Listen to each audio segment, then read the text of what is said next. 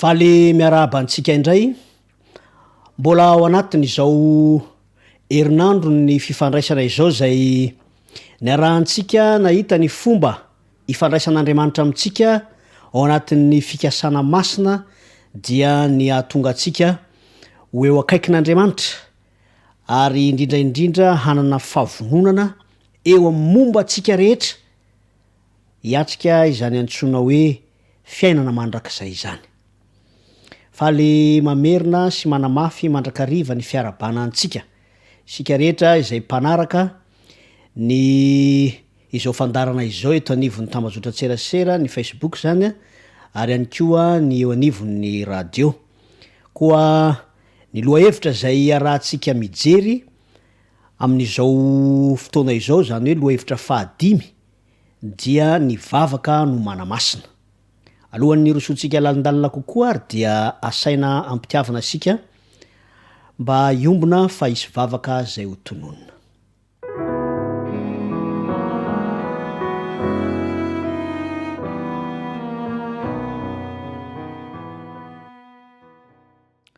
Misaotra sy mankasitraka anao zay ray tsara indrindra zay any an-danitro. Nomenao anay ny tombontsoa mbola ahafahanay mankasitraka ny fikasana tsara ao anatin'ny fifandraisanay aminao ary indrindraindrindra ny tombontsoa zay tianao horaisinay amin'ny alalan'izany fomba ifandraisanao aminay zany.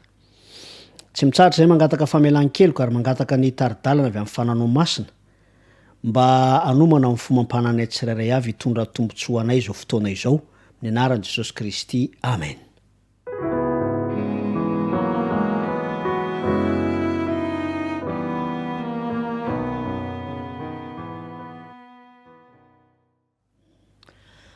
Hamafisina trany ary fa nandritra ity herinandro ny fifandraisana ity sika dia nijery sy ny fanentana ary ny fampahery ny amin'ny fomba izay ifandraisan'Andriamanitra amintsika ao anatin'ny tanjona izay tombontsoa ho aso ho anao ho antsika rehetra dia ny andraisantsika ny fanamasinana zay ataon'Andriamanitra. Efa hitantsika fa vonanao izany izy amin'ny hery zay ananany amin'ny maha hoe manana ny famasinana ao amin'ny tenany izy ary natolony antsika ny fanamasina mba hanomana antsika ao amin'izany. Efa noresahana teto ihany koa ny teniny ka tsy ny soratra ihany fa ilay teny velona dia Kristy zany aseho ao anatin'ny tenin'Andriamanitra fanehoana ny sitrapon'Andriamanitra rehetra zay akasitran'Andriamanitra ihany koa. Amin'izao fotoana izao ary isika dia mandroso hatrany ka ny vavaka no horesahantsika satria fomba iray izay ahafahan'Andriamanitra mifandray amintsika. Tsy isika no namorona an'izany fa fanomezana avy amin'Andriamanitra, fitaovana, fomba avy amin'Andriamanitra izay natolony antsika mba ahafahana mifandray aminy. Koa andesady ara isika amaky ao amin'ny Efesianina 4:9 ny 2:20 vakitsika amin'ny anaran'i Kristy zany. Ary mivavaha mandrakariva ao amin'ny fanahy amin'ny fivavahana rehetra sy ny fangatahana ka miambena amin'izany amin'ny faharetana sy ny fangatahana rehetra ho an'ny olona masina rehetra. Efa noresantsika teto fa raha tononona hoe olona masina isika dia tsy midika akory hoe tsy manam-pahotana na hoe tohan'Andriamanitra fa olona izay miombona amin'ilay fikendrena tsara dia ny ho tonga iaina ao anatin'izany hoe fiainam-pamasinana avy amin'Andriamanitra izany. Ny teny dia nanamafy tamintsika manao hoe mivavaha mandrakariva ary no mariny ihany koa hoe amin'ny fanahy. Zany dia fanamafisana amintsika fa ny fomba izay nofidian'Andriamanitra dia ity vavaka ity zany ifandraisantsika aminy dia hitondrany antsika, hanapiny antsika ary raha eo amin'ny sehatra ny fanamasinana raha teo dia ny andraisantsika ny fiainam-panahy avy amin'Andriamanitra. Zao no fanambarana ao amin'ny Jaona 4 ka ny 4:20. Vakitsika zany amin'ny anaran'i Kristy Andriamanitra de fanahy ary zay mivavaka aminy tsy maintsy mivavaka amin'ny fanahy sy ny fahamarinana. ity famarinana zay efa nilazaina teo ity dia famarinana hoentin'andriamanitra manamasina antsika. Tenin'andriamanitra izany ary lay teny velona no famarinana. Jesosy Kristy mihitsy anie lay marine ka amin'ny alalan'ny famarinana feno, famarinan'andriamanitra zany feno tao amin'ny Kristy no entina namarinana antsika. Zao nefa rehefa amporosiana sika handray sy ampiasa ilay fomba natolotr'andriamanitra de nivavaka izany, de ampatsahivina isika fa andriamanitra zay vavahantsika dia fanahy. Ka zay mivavaka amin'andriamanitra zany dia mivavaka aminy amin'ny fanahy. Famarinana moa zay anamasinana antsika na marimarina kokoa andalovantsika zany ary dia miara-miainga avy hatrany ihany koa ny dingan'ny fanamasina. Ara-panahy zany tsy mihidy ao anatina sary zany na anarana fotsiny na hoe zavatra hita maso na zavatra tsapain-tanana na zavatra atao, tsy mihidy ao anatin'ireny zavatra ireny ny fanamasina zay ataon'andriamanitra amintsika. Ka rehefa mivavaka isika dia tsy voafehiny hoe voambolana fotsiny zany vavaka ataontsika izany, fa fifandraisana ara-panahy izay napetraka Andriamanitra mihitsy no nandrafitra izany ho antsika mba hahafahantsika mifandray aminy. Zava-dehibe zany satria tombotsoa raha nomena antsika ny tenin'Andriamanitra mba ahafahana mifandray amin'Andriamanitra, zany hoe Andriamanitra mifandray amintsika, de natolotra ihany koa ny vavaka ahafahantsika mifandray amin'Andriamanitra. Ny zava-dehibe ao anatin'ity vavaka ity de zao, mila fanapahan-kevitra avokoa ny atao hoe ifandray amin'Andriamanitra amin'ny alalan'ny vavaka, tahaka ny hoe tsy maintsy manapa-kevitra ihany koa isika ifandray amin'Andriamanitra amin'ny alalan'ny teniny. Ka rehefa miresaka momba ny vavaka izy de zao no fanambarana. Tesalonianina voalohany toko 5:7 efa fantatsika mahazatra atsika zany, mivavaha ka aza mitsahatra. Alay saran-tsaina zany hoe aza mitsahatra izany, toy ny hoe rivotra iainana, rivo-piainana mihitsy, ka raha tapaka de misy akony ratsy eo amin'ny fiainana. Ity vavaka ity eo amin'ny fiainana ara-panahy izay miantoka tanteraka ny hoaviko sy ny hoavinao dia aina rivo-piainana vavaka. Efa noeritreretintsika ve zany hoe raha toka mitsahatra tsy mivavaka isika de toy ny olona zay mitsahatra tsy mifoka rivotra ao anatin'ny fiainany. Fomba zay nampiasain'Andriamanitra ihany koa ity vavaka ity hanatanjaka atsika, satria amin'ny alalan'ny vavaka zay fandraisantsika amin'Andriamanitra no andraisantsika lay hery ivelan'ny tenantsika. Marina fa afaka milaza sika manao hoe efa maro ireo fanandramana nandalovana, efa betsaka ireo toe-javatra zay nitondran'Andriamanitra, maro ireo fahalalana zay fa azontsika makasika ny tenin'Andriamanitra, efa betsaka ihany koa ny taridalana zay nomen'ny fanamasina mba ahafahantsika mandroso am'izany famasinana izany, koa efa manana hery ao anatintsika isika. Ry havana malala marefo ny maha-olombelona. Ary tokony ho tsapatsika fa mila ity vavaka ity sika ifandraisantsika amin'Andriamanitra mandrakariva mba ahafahana mandray amin'ny fomba tsy tapaka ihany koa ny hery izay ilaintsika. Zao ny fanambarana ao amin'ny Luka toko 2:20 ka ny 9:9. Akitsika zany amin'ny anaran'i Kristy.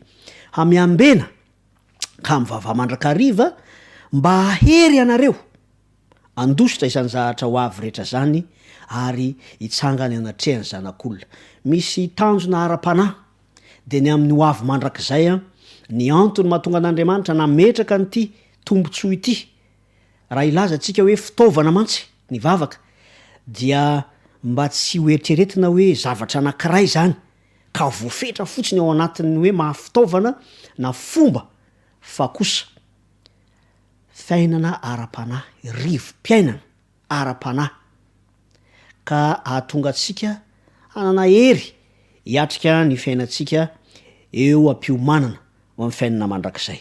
Fomba ampiasain'Andriamanitra natanjaka atsika ny vavaka satria mandray hery ivelan'ny tenantsika isika. Eo amin'ny fiatrehantsika ihany koa ireo fakapanahy izay malaky mahazo antsika de tena ilaintsika ny mivavaka. Zao mantsy efa nampahafantariny ny fanamasina atsika satria anisan'ny fomba zay anampian'Andriamanitra atsika. Eo amin'ny fiatrehantsika ireo fakapanahy zay malaky mahazo antsika ihany koa dia fomba anankiray zay anomezan'Andriamanitra hery ho atsika ity vavaka ity. Zao mantsy efa nampahafantarina Andriamanitra atsika tamin'ny alalan'ny fanamasina ny fahotana anankiray zay mety malaky mahazo atsika. Io fahotana malaky mahazo io lay antsoina hoe efa nankamamina, mety efa raiky tapisaka amintsika mihitsy azy zany. Ka na dia eo aza ny fahalalana avy amin'ny fanamasina hoe tena ratsy zany fahotana zany, dia nisaintsika mety efa ao anatin'ny fahalalana fa ny maha olombelona atsika marefo de mbola mamikitra, mety mbola mankafy izany fahotana zany, hany ka mbola fakapana lehibe ho antsika ny fahafozana izany fahotana izany. Eo indrindra no ilantsika hery satria tsy maintsy hanapa-kevitra isika, satria ny fanamasina ihany koa no efa nitaridalana atsika naneo fa tsy ahitantsika fifaliana na tsy ahitantsika fiadanam-po ny fiainana ao anatin'izany fahotana izany, dia manapa-kevitra atsika ny hiala. Mila hery anefa izany, tsy vitan'ny hoe saina miseho matanjaka fotsiny, tsy vitan'ny zay moa le fomba fitentsika hoe tsy vitan'ny vava fotsiny zany, fa mila hery. Ny antony de satria efa makafaka, efa manana faka ao anatintsika ny ny fototra ka mahatonga ny fakapanahy ahery. Isaorantsika Andriamanitra ao amin'ny Leka 5:20 ka ny 1 de am'resaka izy fanoharana anankiray fa zao no lazainy: tsy mety raha tsy mivavaka mandrakariva izy ka tsy reraka. Ity vavaka ity dia hanampy atsika, mety hisy fiaikana ao anatin'izany vavaka zany, satria araky ny voalaza dia efa nambara tamintsika teo hoe tsy tokony ho tapaka izany satria amin'ny fotoana zay mahatapaka ity fifandraisantsika amin'Andriamanitra ity de manararaotra ny fahavalo. Eo amin'ny fifandraisana amin'Andriamanitra amin'ny alalan'ny vavaka dia salorany hery isika, afahantsika mandresy ka tsy hoe ny fandresena ihany no atolotr'Andriamanitra atsika am'izany, fa ny fahafahana mahafo ihany koa fahotana zay efa ny fikirany nofontsika. Ery ahafahana manadino ny fototry ny fahotana ihany koa zany. Am'izay fotoana izay rehefa tonga amin'ny fibebana isika dia tsy mahatsiaro an'izany intsony na ny vesatra nateraka zany teo amin'ny fiainam-panahintsika. Am'izay fotoana izay dia tsy fakapanaho antsika intsony am'izay sehatra izay vao afaka miteny isika hoe tsy fakapanaho antsika intsony ny fahotana iray aorianan'izay dingana izay. Isaorantsika Andriamanitra fa na de eo aza ny fahalemena maha olombelona de mbola azontsika atao ny manantena fa iaina amin'ny fiainana izay tian'Andriamanitra andehanantsika isika araky ny sitrapon'Andriamanitra masina eo anatrehany. Misy karazana fahotana zay malaky mahazo ny tsirairay afy, mety samy manana an'izany izaho sy ianao, mety tsy mitovy zany, zany no antsoina hoe fahalemena. Misy karazana sehatra betsaka ahitana fa mahery isika eo amin'ny fiarahantsika amin'Andriamanitra, fa misy kosa lay antsoina hoe fahotana malaky mahazo dia io no mamaritra ny fahalemeko sy ny fahalemenao. Ny toko atsika de zao: hery mitovy no omen'Andriamanitra atsika, sahaza izay tena ilaitsika mihitsy amin'ny alalan'ny vavaka. Raha de samy hafa aza zany fahalemena izany de vonin'Andriamanitra amin'ny alalan'ny fifandraisantsika aminy anome ny hery sahaza afahantsika mandresy. Koa verimberina mandrakariva lay antsoina hoe mivavaka aza mitsahatra, mivavaha mandrakariva. Petraka kely ihany nefa ny fanontaniana manao hoe azo tanterahana ve zany? Efa nyresahantsika fa hoe raha toa ka fehezitsika fotsiny ao anatina zavatra atao zany de mety ho tapaka, mety tsy ho lasa lavitra. Raha fehezitsika ohatra zany ao anatin'ny antsona hoe endrika, mandoalika ve, mety hoe mipetraka ve, mety hoe mitsangana, sy zay mety ho everitsika hoe tsy maintsy mitsangana vavaka fa raha tsy zany tsy miaino Andriamanitra. Ny ho avy ny fotoana tsy afahantsika mitsangana nefa tsika mila mivavaka. Mety hisy ilaza manao hoe tsy maintsy mandoalika zay Andriamanitra vao miaino. Ho avy ny fotoana tsy afahantsika mandoalika nefa tsy maintsy mivavaka isika. Reny amin'ny fitondrana moto ianao na fiara, no misy zavatra na toejahatra ilana vavaka, iandry afaka mandoalika ve? Mety misy ihany koa azom-pakapanahy ilaza manao hoe mila voambolana manokana rehefa mivavaka. Marina ane izany, eo amin'ny fanajana, indrindra rehefa manao vavaka ampabe maso, de tena ilaintsika ny mitsinjo hoe iraisana zany vavaka zany iombonana. Fa izao, aoka tsy hisy avelantsika hanapaka izany fifandraisana izany. Aoka tsy hisy avelan'ny fahavalo anelingelina zany fifandraisantsika amin'Andriamanitra izany. Azo atao ao am-po zany, azo atao ao an-tsaina zany, ary isaorantsika Andriamanitra fa vao maniry hivavaka aza isika satria faniriana miainga avy any amin'ny fikasana hatrany anatintsika zany, de efa fantatr'Andriamanitra. Tian'Andriamanitra ny hitehirizana zany fifandraisana izany aminy sy amintsika, koa aza vela ho tsy ampy, aza vela ho tapaka, aza vela isy anelingelina izany faniriana tsara te hifandray amin'Andriamanitra zany miainga avy any amin'ny foiben'ny saina sy ny fontsika. Zany indrindra moa no tiantsika mba ahafahana mahazo antoka fa manana fandresena isika manoloana ireo zavatsarotra zay andalovantsika. Mety ho fakapana zany, mety ho toe-javatra zay miseho mampalemy ny ara-nofontsika, kanefa entanina isika, ampahirezina isika. Mety ho karazana fahotana efa ankamamin'ny fo satria raiky tapisaka, kanefa de zao mahireza. Misy faharesen-dahatra ohatra ao amin'ny saina, fa tsy mety zao zavatra zao, fa ny vatantsika ny nofontsika mbola mankasitraka. Aza kivy fa ampiasao ity fitaovana ity, tsy amin'ny maha fitaovana azy fotsiny, fa amin'ny maha fifandraisana ara-panahy amin'Andriamanitra. Andriamanitra de vonona ampahery atsika, vonona ny anome ny hery sahaza ahafahantsika mandresy. Koa tiana indrindra ny hitondram-bavaka, izany fampanantenana mahafinaritra avy amin'Andriamanitra izany. Mety ho anina endrika teny fikasana izany ho antsika, fa teny mamy izay feno fanantenana entin'Andriamanitra hampandresy atsika, satria izy mihitsy no nanolotra izany fomba mahafinaritra izany ahafahantsika mifandray aminy. Koa ankehitriny ary dia asaina mpitiavana indray ianao mba iombona amin'ny vavaka zay ho atao satria ho tononona izany.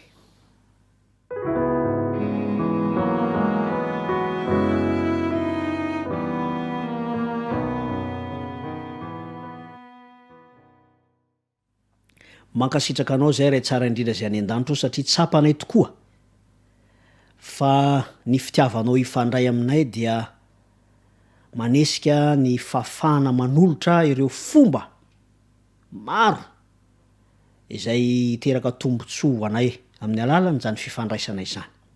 Misaotra anao zahay satria azo atao ny mifandray aminao na de tsy hita aza. Azonay atao ny makasary an-tsaina ao am-po ny fafana mifandray, ilay fifandraisana zay ahafahanay mandray ny hery, fifandraisana zay ahafahanay mandray ny aina, famelomana ny fiainam-pananay.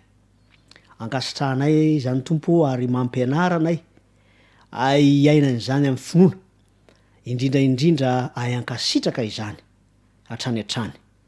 Hampiasa ihany koa izany fomba izany de ny vavaka, ary ho tsapany ny fiainana ara-panahy eo am-piandrasana ny fotoana feno voninahitra lehibe zay andraisanao anay dia aoko fanandramana mahafinaritra ao anay tompo izany vavaka izany. Ampio ihany koa zahay mba arovo mihitsy tompo mba tsy ho tapaka izany fifandraisanay aminao zany, ary sitrakainy ametraka izany faniriana tsara avy aminao izany dia ny fandray aminao ao anatin'ny tombontsoa fandraisana ny hery koa tonona amin'ny anaran'i Jesosy Kristy izany vavaka izany. Amen.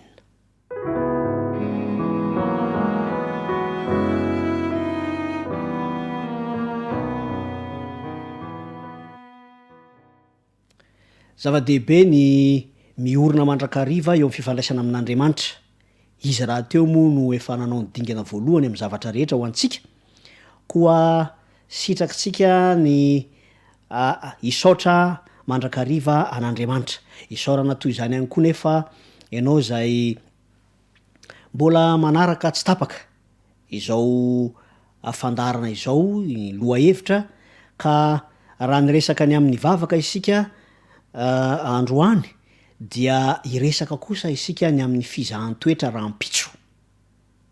Aorinan'izao zany a dia ny fizahan-toetra ampiasain'Andriamanitra mba hanamasina antsika, koa ankasitrahana nefa fiarahantsika teto fa saina mpitiavana ianao mba hiaraka eto indray, ary izany no ametrahana ny faniriana mba atsapatsika tsirairay avy ny fahasoavan'Andriamanitra, fitahiana ho antsika koa dia mandra-peonan'indray tompoko.